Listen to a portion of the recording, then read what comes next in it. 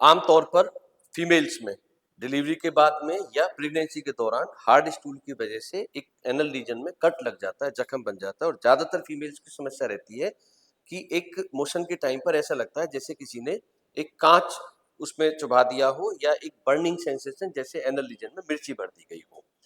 नमस्कार दोस्तों, मैं हूं डॉक्टर अमित शर्मा और आज हम बात करने वाले खास तौर पर प्रेगनेंसी के बाद में या प्रेगनेंसी के दौरान होने वाले एनल रीजन में दर्द के बारे में। मैक्सिमम फीमेल पेशेंट्स में, क्योंकि जब उनमें प्रेगनेंसी होती है तो एक तो बॉडी में हार्मोनल चेंजेस होते हैं, प्रोजेस्टेरॉन लेवल बढ़ता है जिसकी वजह से ब्लड वेसल्स में डायलिटेशन होता है, कूलिंग होती है ब्लड की। और दूसरा, जैसे जैसे हमारी गेस्टेशनल एज बढ़ती है, बच्चे का साइज गर्भाशय में बढ़ता है तो आंतों पर एक दबाव पड़ता है और साथ में दबाव पड़ता है रेक्टल रीजन पर भी, एनल रीजन पर भी। तो होता क्या है, इन सारे प्रोसेस से जब कब्ज होती है, कॉन्स्टिपेशन होता है, हार्ड स्टूल होता है तो उसको पास करने के दौरान एक एनल रीजन में कट लग जाता है और इस कट को फिशर कहते हैं।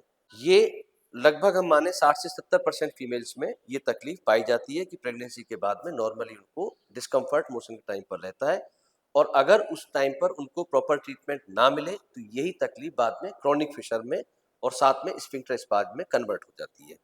अगर हम फिशर की जर्नी की बात करें, बीमारी की जर्नी की बात करें तो फीमेल्स में पहला लक्षण होता है कि एक शार्प कटिंग पेन हुआ, बूंद बूंद करके ब्लड गिरा, 2-4 दिन तकलीफ रही, उसके बाद में ठीक हो गए और इतना ठीक हो गए कि उस बीमारी को भूल भी गए। फर्दर कुछ महीनों या 1 साल के बाद में हार्ड स्टूल आया और उनको लगता है कि जैसे वहां पर जलन जैसी हो रही है, मिर्ची सी लग रही है, 2-4 दिन तकलीफ रहती है। जब तक वो सोचते हैं किसी डॉक्टर को कंसल्ट करें तब तक वो बीमारी फिर से ठीक हो जाती है। बार बार ऐसा होने से जो तकलीफ है इसकी फ्रीक्वेंसी और इसकी सीवियरिटी बढ़ती जाती है। कैसे? जैसे कि शुरुआत में सिर्फ जलन होती थी, मोशन के टाइम पर होती थी, 10 मिनट के लिए होती थी, तो ये तकलीफ जब हम इसको इग्नोर करते जाते हैं, आगे बढ़ती जाती है, तो जो जलन थी वो पेन में कन्वर्ट होगी। जो कभी कभी होती थी वो फ्रीक्वेंटली, मतलब हर हफ्ते, हर दिन या हर 10 दिन पर होने लगी और जो ड्यूरेशन 10 मिनट के लिए होता था अब वो पूरे दिन बना रहता है। साथ में इसके एडवांसमेंट का एक और करेक्टरिस्टिक फीचर रहता है, वो है स्पाज्म।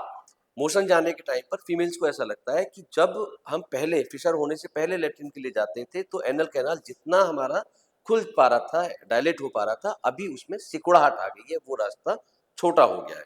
और यही वो स्टेज होती है जहां पर दवाइयां काम करना बंद कर देती हैं, क्योंकि मैक्सिमम दवाइयां जो फिशर के लिए हम देते हैं उनका काम रहता है स्टूल सॉफ्टनिंग का, लेकिन अगर रास्ता ही छोटा हो जाएगा तो स्टूल सॉफ्ट होगा तो भी उसमें पेन बना रहता है।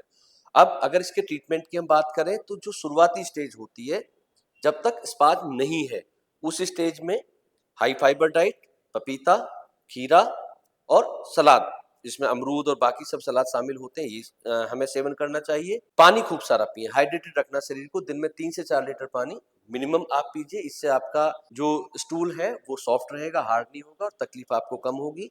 अपने आप को आप फिजिकली एक्टिव रखें, 30 से 40 मिनट का डेली का वॉक या कोई भी एक्सरसाइज ये आप करें और साथ में जंक फूड और जो गलत खान पान है जो कब्ज पैदा करता है उससे हमें दूर रहना है। तो जब तक स्पाज्म नहीं है उस स्टेज तक इस फिशर को, इस बीमारी को हम इस तरह से मैनेज कर सकते हैं। खास तौर पर अगर ज्यादा पेन होता है तो सिट्स बाथ, गर्म पानी में बैठ के 8 से 10 मिनट सिकाई लेने से ये बीमारी में एकदम से तुरंत राहत देता है और स्फिंक्टर मसल को थोड़ा रिलैक्स करता है। लेकिन वंस स्पाज्म इज देयर और we can say severe spasm is there, मतलब रास्ता बहुत ज्यादा सिकुड़ गया है, तो उस कंडीशन में यूजुअली कंजर्वेटिव ट्रीटमेंट से काम नहीं चल पाता। उसमें हम एक छोटा सा इंटरवेंशन, क्षारसूत्र हम लोग एक करते हैं, 30 मिनट का ट्रीटमेंट होता है। उस तकलीफ से आप परमानेंटली निजात पा सकते हैं 30 मिनट में।